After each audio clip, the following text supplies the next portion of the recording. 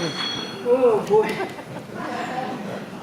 I love that song, and I'm proud of that song, and that song has been a door opener, like I said, for me. And it's been useful to other folks in so many ways that are surprising to me, and just honored that my songs, people listen to the words, some people actually take it in all the way.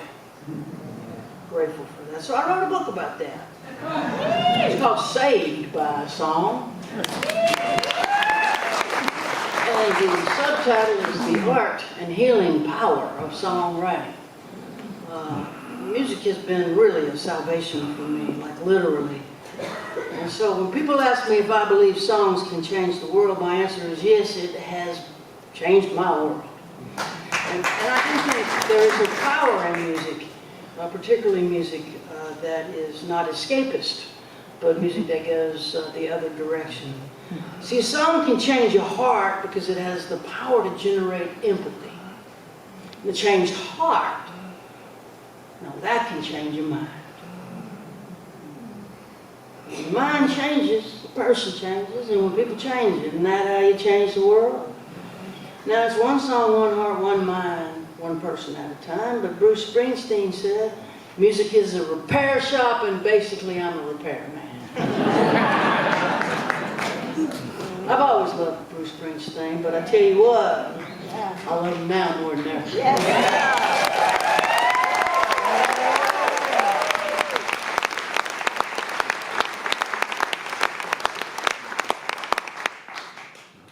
He's a leader, that's why they call him the boss. And he took a stand for what he believed to be true, and it is true. And he did it in England on the first night of a UK tour on purpose. Because you remember what happened when Natalie Maines did that when George Bush was president. They just took care of the Dixie Chicks. They were off the radio within minutes and never played again to this day. And Bruce took his stand there on purpose, and I'm just in awe of his ability to command people's attention and to articulate what's going on in a very simple way so people can understand it. Songs have the power to repair hearts and heal souls. And I, of course, loved the title when it came across my inner mind that Saved by a Song should be what I call this book. Because music and song has been a huge part of me staying on this planet. This thing, Woody Guthrie had his machine saying, "This machine kills fascists."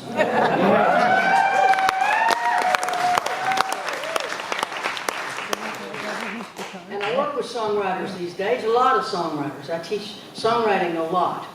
And I teach my songwriters that Woody's guitar said that because it's true, and the way it works is you don't see a fascist and go hit him upside the head with your guitar. What fascism does not like is truth. It thrives in darkness and ignorance and hate. This is the opposite of that.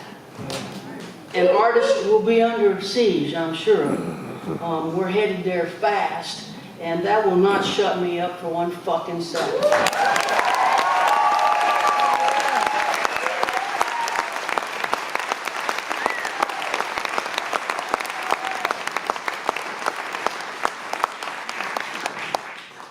There's an inability to do that for most of us. We can't. We don't have the, there is no switch. That's how you can tell an artist from an entertainer. Is the inability to shut up. We literally don't know how. You'll see the distinction become very clear in the upcoming weeks and months. It's just where we are geopolitically, you'll see. And I'm going to stick with what I know to be true.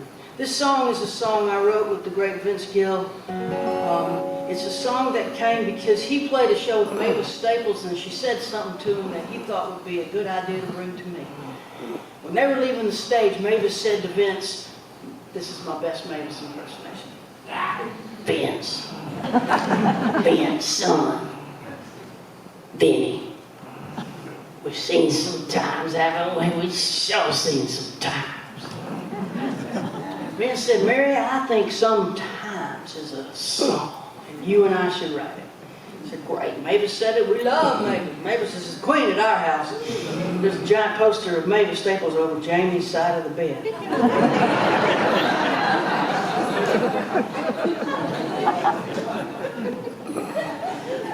Am I lying? No. There really is. And hey, Vince loves it. I'm in. And so he had a little melody and he threw these words together that weren't really anything, they were placeholders. And in the pile of words, he mentioned the Orange Blossom Special. And I said, that is cool, man, the Orange Blossom Special. I know it's a train, but I don't know anything about it. And he said, neither do I. I said, what'd you put it in there for? He said, I think it sounds cool. I said, I think it sounds cool too. But I think it would be cool if we figured out what the hell it is. So I looked it up. I found out that the Orange Blossom Special was a high-speed luxury train. It rolled from Manhattan all the way down the East Coast to Miami. It took cold New Yorkers out of the freezing-ass February winter and brought them to sunny Florida. Thus, the Orange Blossom Special. And so that train rolled in the 30s and the 40s into the 50s, and then the railroads collapsed. The story of the train is powerful, and I loved reading it. And then I found a picture, a black and white photo. It was probably taken in the 40s of a waiter in the dining car. And he was in a tuxedo, preparing for dinner. The dining car was fine dining. It looked like china and silver, white linen. The sleeper cars looked like little apartments. And this was a luxury train. It was a really state-of-the-art machine for the 30s. It was incredible. I wish it still rolled. We'd love that so much better than Southwest Airlines, but they're gone. I wish we had rail travel in the United States. But the picture of this guy in the dining car kind of haunted me. And as we were stumbling and bumbling and trying to find a song, he kept coming back into my mind's eye. And then I realized why. Because that guy would be 96, 97 years old at this point if he were still alive. And that guy, well, he sure has seen some time.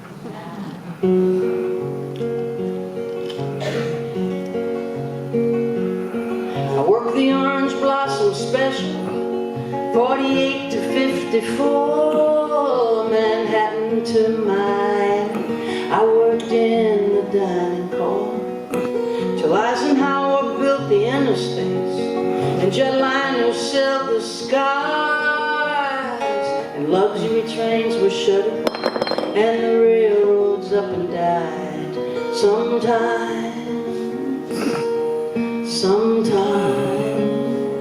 I have seen sometimes.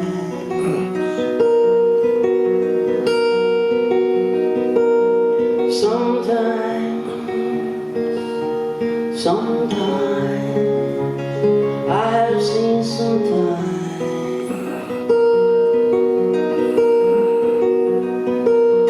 They shot JFK and Bobby and Martin Luther King.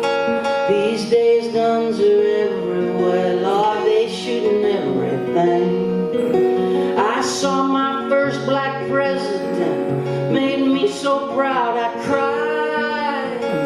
I saw the insurrection, I can't say I was surprised. Sometimes I have seen some time.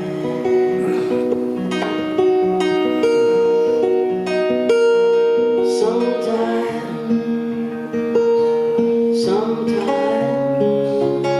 I have seen some time.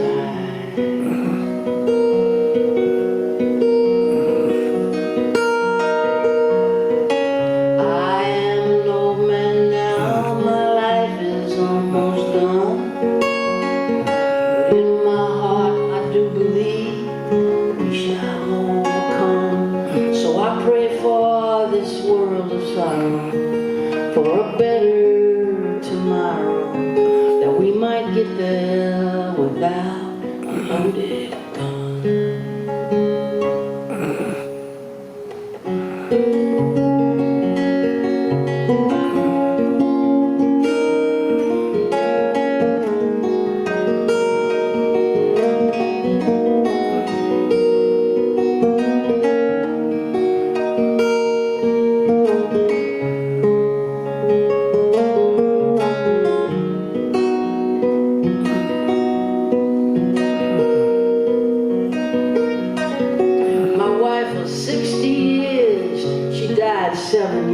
ago.